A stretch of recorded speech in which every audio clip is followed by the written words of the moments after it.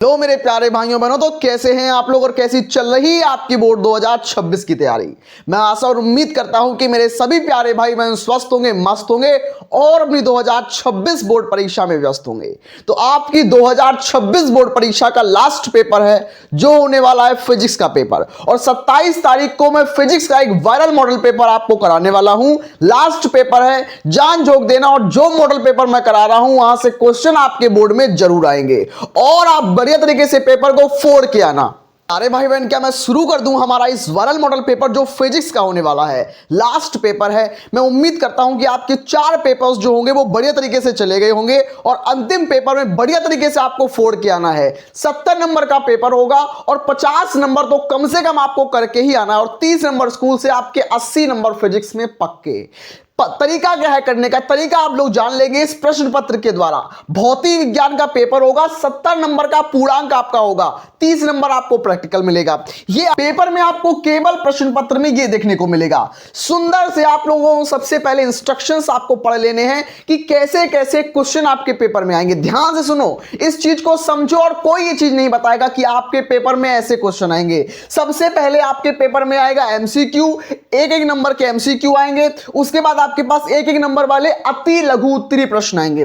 उसके बाद आपको करने पड़ेंगे 2 नंबर वाले क्वेश्चन जिनको हम बोलते हैं लघु उत्तरीय फर्स्ट। लघु उत्तरीय फर्स्ट करने के बाद आपको करना पड़ेगा लघु उत्तरीय सेकंड, जो कि 3 नंबर का क्वेश्चन होता है। फिजिक्स के अंदर 4 नंबर के क्वेश्चन नहीं आते, फिजिक्स के अंदर 3 नंबर तक के क्वेश्चन आते हैं, 4 नंबर का कोई क्वेश्चन नहीं आता। लास्ट क्वेश्चन आएगा आपका दीर्घ उत्तरीय प्रश्न, जो पूरा 5 नंबर का होगा। आप इस चीज को समझ लो कि कौन से क्वेश्चन को कितने शब्दों में लिखना है, यह आपको समझना पड़ेगा। जो आपका 1 नंबर का बहुविकल्पी है उसमें तो केवल आपको टिक ही मारना है। 1 नंबर वाले में केवल आपको 1 लाइन लिखनी है, ज्यादा से ज्यादा आपको 1 लाइन लिखनी है। 2 नंबर वाले क्वेश्चन में केवल 3 लाइन लिखनी है। 3 नंबर वाले क्वेश्चन में 4 से 5 लाइन लिखनी है, और 5 नंबर वाले क्वेश्चन में केवल आपको 1 पेज भरना है। 1 से 1.5 पेज भर दोगे भाई, काम चलेगा नहीं दौड़ेगा, उससे ज्यादा आपको नहीं लिखना, ये बात सुन लो। और डेरिवेशन जो है, जो जितना टाइम लेती है उस डेरिवेशन को उतना टाइम दो, कोई दिक्कत नहीं है, लेकिन आप पेज भरने पर फोकस मत करो, आप क्वेश्चन को अच्छे से अटेम्प्ट करो।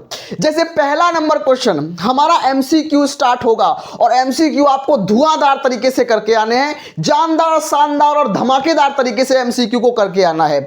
जैसे मैं आपको फर्स्ट नंबर एमसीक्यू बता दूं, हमारा पहला नंबर जो खंड का है, खंड आ है, खंड आ में आपको बहुविकल्पी प्रश्न मिलेंगे। और पहला बहुविकल्पी प्रश्न क्या बोलता है कि निम्नलिखित में से किस वैद्युत चुंबकीय तरंग जो है, कौन सी वैद्युत चुंबकीय विकिरण जो है उसकी तरंग दैर्ध्य जो है वो न्यूनतम होगी। ऐसी कौन तरंग दैर्ध्य है जो न्यूनतम होगी, सबसे कम? तो पहली है पराबैंगनी किरण, दूसरी है एक्स किरणें, तीसरी है सूक्ष्म किरणें, और लास्ट वाली है गामा किरणें। तो आप याद रखना, जो गामा किरणें होती, जो हमारे पास गामा रेज होती है, गामा रेज की जो तरंग दैर्ध्य जो होती है वो सबसे न्यूनतम होती है। गामा किरणों की तरंग दैर्ध्य सबसे न्यूनतम होती है। तो आप क्या करोगे, 4th नंबर पर टिक लगा दोगे और आपका 1 नंबर पक्का हो गया।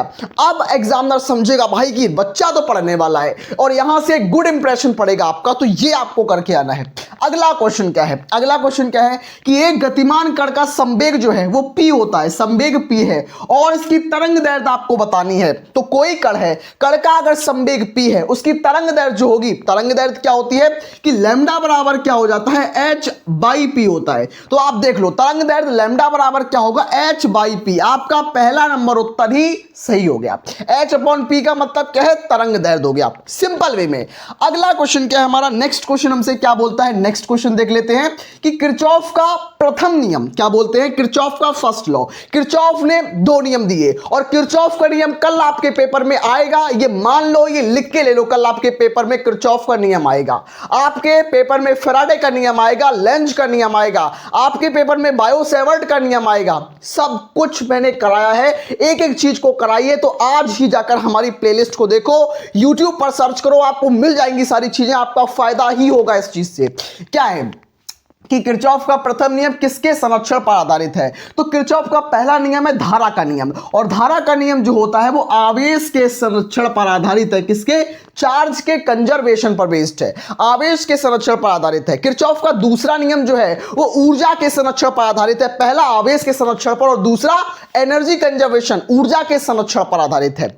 अगला क्वेश्चन क्या है हमारे पास, नेक्स्ट क्वेश्चन क्या बोलता है कि पी एन संधि डायोड में जो उत्क्रम संतृप्त धारा है उसका कारण आपको बताना। उसका कारण क्या है, अल्पसंख्यक आवेश, ग्राही आयन या दाता आयन या बहुसंख्यक आवेश। तो याद रखना, हमेशा याद रखना इस चीज को कि पी एन संधि डायोड में जो उत्क्रम संतति में धारा का कारण होता है वो केवल और केवल बहुसंख्यक आवेश होता है। और एक नंबर फिर से आपका पक्का हो गया। इन चीजों को याद रखना है, कम से कम एग्जाम तक याद रखना है, उसके बाद आप भूल जाओ कोई दिक्कत नहीं, लेकिन 27 तारीख तक इन चीजों को आपको दिमाग के अंदर फिट रखना है।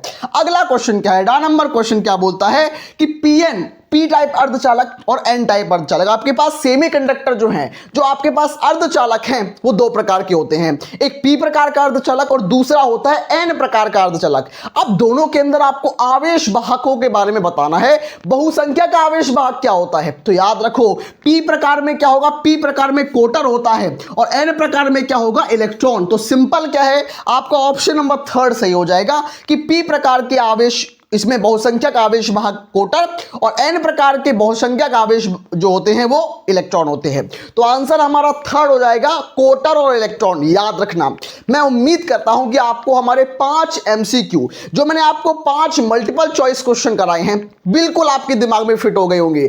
आप इन क्वेश्चन को छोड़कर नहीं जाएंगे। अब मैं डिस्कस करूंगा इसके आगे वाले क्वेश्चन। इसके आगे वाले क्वेश्चन क्या बोलते हैं उसको भी ध्यान से सुनो।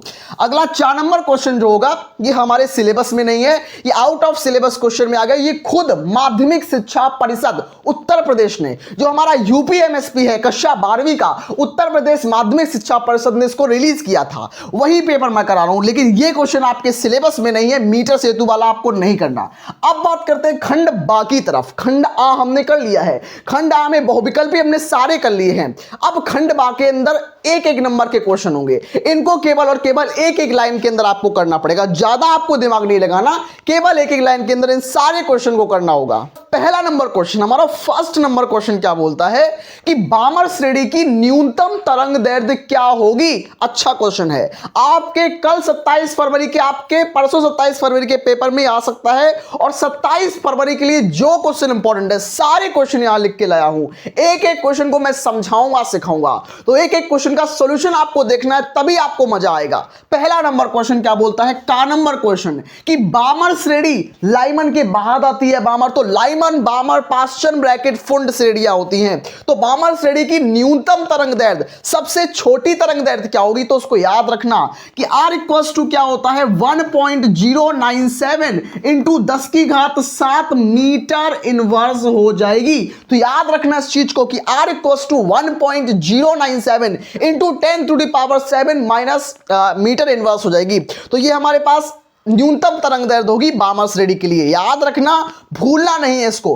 अगला क्वेश्चन क्या होगा, हमारा नेक्स्ट क्वेश्चन देखना है, और आपको बहुत लंबा चौड़ा नहीं करना। एक नंबर का क्वेश्चन है, उसको आपको आधे पेज के अंदर नहीं करना भाई, एक नंबर के क्वेश्चन को केवल एक लाइन में करना है। अगला क्वेश्चन क्या बोलता है कि एकल गोली पृष्ठ पर प्रकाश के अपवर्तन के लिए सूत्र लिखना है, तो कर सकते हैं। प्रकाश के अपवर्तन के लिए सूत्र अगर आपको लिखने के लिए आए तो कैसे लिखना है, आपको लिखना है कि 1/f बराबर क्या होता है, n-1 1/r1 माइनस 1/r2। तो यही जो होता है वो आपके लिए किसी गोली पृष्ठ पर प्रकाश के लिए अपवर्तन का फॉर्मूला आपके पास क्या होता है, यही कि 1/f equals to n-1 1/r1 minus 1/r2। f का मतलब क्या है, फोकस दूरी, n का मतलब अपवर्तनांक और r1 का मतलब पृष्ठ 1 की त्रिज्या और r2 का मतलब पृष्ठ 2 की त्रिज्या। सिंपल वे में याद रखना है। अगला क्वेश्चन, हमारा नेक्स्ट क्वेश्चन क्या बोलता है, और बहुत जल्दी चलेंगे, एक भी मिनट हम लोग बातें नहीं करेंगे, टाइम वेस्ट नहीं करेंगे, क्योंकि लास्ट समय बचा है। अब हमें पढ़ने के साथ साथ रिवीजन भी करना है, पढ़ने के साथ साथ हमें अपनी सेल्फ स्टडी को भी करना है। तो हर चीज को हम देखते हुए चलेंगे। लास्ट हमारा नेक्स्ट क्वेश्चन क्या बोलता है, समस्थानिक किसे कहते हैं।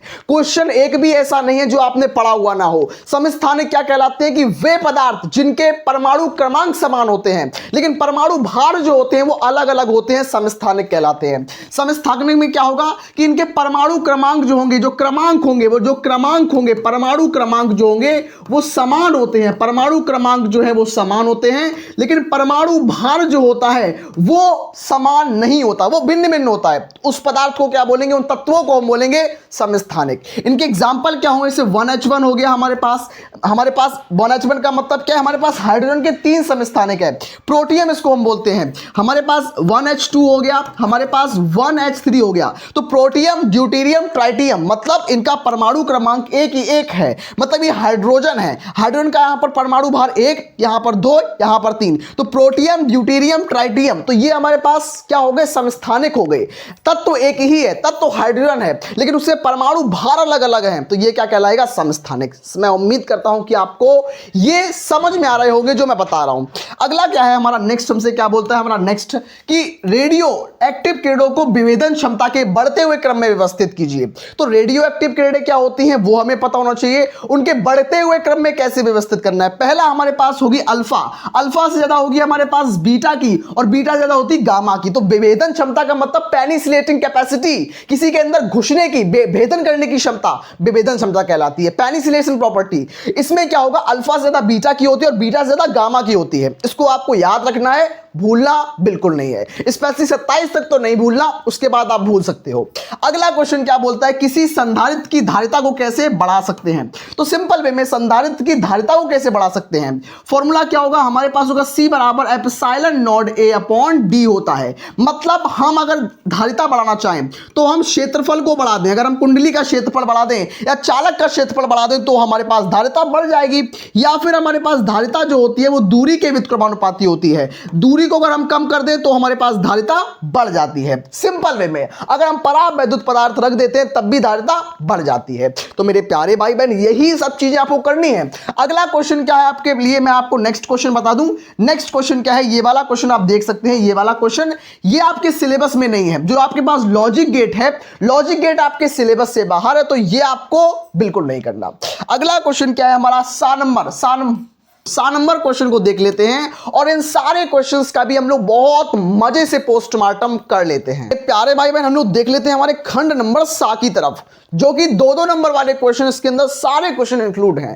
पहला क्वेश्चन क्या बोलता है हमारा, फर्स्ट नंबर क्वेश्चन कि विद्युत फ्लक्स की परिभाषा दीजिए। तो विद्युत फ्लक्स क्या होता है कि किसी भी विद्युत क्षेत्र में कोई पृष्ठ अगर रखा हो, मतलब हमारे पास कोई पृष्ठ है, ये हमारे पास कोई पृष्ठ है और ये विद्युत क्षेत्र में रखा हो, तो इसमें निकलने वाली विद्युत क्षेत्र रेखाओं की संख्या को, इससे निकलने वाली ई, जो हमारे पास विद्युत क्षेत्र रेखाओं की संख्या को हम विद्युत फ्लक्स बोलेंगे। लेकिन क्वेश्चन क्या बोलता है कि ऋणात्मक फ्लक्स क्या होता है, भाई ऋणात्मक फ्लक्स की परिभाषा दीजिए। ऋणात्मक फ्लक्स का अर्थ क्या होता है, तो नेगेटिव फ्लक्स का मतलब क्या होता है कि हमारे पास कोई एक पृष्ठ है और पृष्ठ में एरिया वेक्टर हमारा इस साइड एरिया वेक्टर है, लेकिन हमारे पास इसकी विद्युत क्षेत्र की दिशा इस तरफ है। सिंपल वे में विद्युत क्षेत्र की दिशा अपोजिट है एरिया वेक्टर की दिशा से, तो उस सिचुएशन में जो हमारा फ्लक्स आएगा वो नेगेटिव फ्लक्स होगा, ऋणात्मक फ्लक्स होगा। सिंपल वे में याद रखो चीजों को। अगला क्वेश्चन क्या हमारा नेक्स्ट क्वेश्चन बोलता है, नेक्स्ट क्वेश्चन कि एक तार में 5 एम्पियर की धारा बह रही है, तो तार का अनुप्रस्थ काट के क्षेत्रफल से प्रति मिनट मतलब 1 मिनट में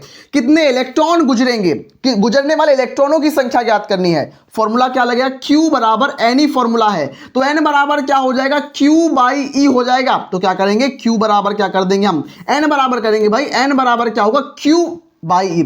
Q बराबर क्या होता है, I इंटू टी, तो Q बराबर I इंटू टी होता है, तो हम Q की जगह I इंटू टी रख देंगे, अपॉन E कर देंगे। अब फॉर्मूले में वैल्यू रखो, तो N बराबर I की वैल्यू कितनी है 5 एम्पियर, I बराबर 5 एम्पियर इंटू टी की वैल्यू कितनी है 1 मिनट में 60 सेकेंड्स। सिंपल वे में अगला E का मतलब इलेक्ट्रॉन पर आवेश, तो 1.6 इंटू 10 टू द पावर -19। जब इसको कैलकुलेट करोगे, कैलकुलेट करने पर आपके पास 1.875 इंटू 10 टू द पावर 21 आ जाएगा, और यही हमारे पास वैल्यू होगी। मात्रक कुछ नहीं होगा, संख्या का कोई भी मात्रक या यूनिट लेस वैल्यू होती है। तो अगला क्वेश्चन हमारा नेक्स्ट क्वेश्चन क्या बोलता है, नेक्स्ट क्वेश्चन देखो हमारा ये क्वेश्चन, हाइड्रोजन स्पेक्ट्रम की बामर श्रेणी की द्वितीय रेखा में रिडवर्क का मान ज्ञात कीजिए। अच्छा क्वेश्चन है, and this is your homework. आप खुद खुद से घर पर प्रैक्टिस करोगे। अच्छा क्वेश्चन है। नेक्स्ट क्वेश्चन क्या है कि डी ब्रोगली तरंग दैर्ध्य का व्यंजक ज्ञात कीजिए। इसमें आप इसकी डेरिवेशन भी कर सकते हो, बहुत इजी डेरिवेशन है कि लैम्डा बराबर क्या होता है एच अपॉन पी, जहां लैम्डा तरंग दैर्ध्य, एच प्लांक नियतांक और पी संवेग है। याद रखो चीजें बस बहुत आसान है कि गतिमान द्रव कणों से संबंधित तरंगों की तरंग दैर्ध्य को हम डी ब्रोगली तरंग दैर्ध्य कहते हैं। इजी है। अब हम बात करते हैं 3 नंबर वाले क्वेश्चन को, और स्क्रीनशॉट मार लो भाई। 3 नंबर वाले सारे क्वेश्चन स्क्रीनशॉट लेके रख लो कि यही क्वेश्चन आपके एग्जाम में आएंगे, मतलब आएंगे। ये क्वेश्चन मारो स्क्रीनशॉट, मोस्ट इंपॉर्टेंट है कि परस्पर संपर्क में रखे दो पतले लेंसों के संयोजन की फोकस दूरी सूत्र बताइए। इंपॉर्टेंट क्वेश्चन है। आइंस्टीन का प्रकाश विद्युत समीकरण मैंने बहुत बार कराया है, ये जरूर तैयार रखना है कि आइंस्टीन का प्रकाश विद्युत समीकरण का निगमन कीजिए। ब्रूस्टर्स लॉ इंपॉर्टेंट है। एम्पियर का परिपथीय नियम मोस्ट इंपॉर्टेंट है। स्वापेरण गुणांक, अन्योन प्रेरण गुणांक, विद्युत वाहक बल, मैंने 50 न्यूमेरिकल्स आपको कराए हैं इसके ऊपर। ये सारी मोस्ट इंपॉर्टेंट चीजें हैं। उसके अलावा एलईडी वाला मत करना, ये एलईडी वाला आपके एग्जाम में नहीं आएगा, याद रखना। ये वाला गा नंबर क्वेश्चन नहीं आएगा, घा नंबर क्वेश्चन आएगा कि किरचॉफ का नियम का चित्र बनाकर समझाइए, और 5 नंबर में भी आएगा, 3 नंबर में भी आएगा, ये लिख के ले लेना आप। अगला क्या है भाई, आप ये देख लो, क्वेश्चन इंपॉर्टेंट है। उसके साथ साथ अब आपका आता है 5 नंबर वाला क्वेश्चन। 5 नंबर वाले में अथवा लगा होता है, एक क्वेश्चन आपको करना, एक नहीं करना। तो समांतर प्लेट संधारित्र की धारिता की परिभाषा और इसकी धारिता का व्यंजक कैसे बढ़ाई जा सकती है। तो सिंपल वे में इसकी व्यंजक आपको क्या लिखना होगा, तो व्यंजक आपके पास C बराबर क्या होता है, epsilon not A upon D. Simple way में ये हमें निगमन करना है, मैंने बहुत बार कराया है निगमन। अगला ये आपको बिल्कुल नहीं करना। अब आपको इन दोनों क्वेश्चन में से कोई एक करना है। तो दो समांतर धारावाही चालकों के बीच लगने वाले बल का व्यंजक बहुत इजी है, 5 नंबर फ्री का एग्जामिनर आपको दे रहा है, ये मान लो। ये वाला मोस्ट इंपोर्टेंट डेरिवेशन है और आएगी, आज लिख के ले लो, आज लिख के ले लो, ये आएगी डेरिवेशन कि दो समांतर धारावाही चालक तार के बीच में लगने वाले बल का व्यंजक एग्जाम में आएगा, मतलब आएगा। और अगर आप मेरे ऐप से पढ़ते हैं तो वहां मैंने इस डेरिवेशन को करा रखा है, आप वहां से कर सकते हैं। और इस वाली डेरिवेशन को भी मैंने वहां पर करा रखा है, वहां से कर लेना। अगला क्वेश्चन क्या है हमारा, नेक्स्ट क्वेश्चन, एलसीआर परिपथ की अनुनादी आवृत्ति के लिए व्यंजक, ये वाली भी कराई है। अगर आप ऐप से पढ़ते हैं तो आपको पता होगा कि मैंने ये भी वहां पर कराई है। लास्ट क्वेश्चन पूरे 5 नंबर का है कि हाइगेन के द्वितीय तरंगों का सिद्धांत बताइए। अच्छा क्वेश्चन है और फ्री के 5 नंबर आप यहां से मान सकते हो। अगर आप ये 3-4 क्वेश्चन भी कर लेते हो ना, 5-5 नंबर वाले, पास हो जाओगे आराम से। तो मेरे प्यारे भाई बहन, पेपर आसान था, ये पूरा पेपर तैयार करना है आपको। मैं मिलता हूं नेक्स्ट क्लास में। कल आपका न्यूमेरिकल का 1 शॉट आएगा, तो बने रहिए, पढ़ते रहिए, स्वस्थ रहिए, मस्त रहिए।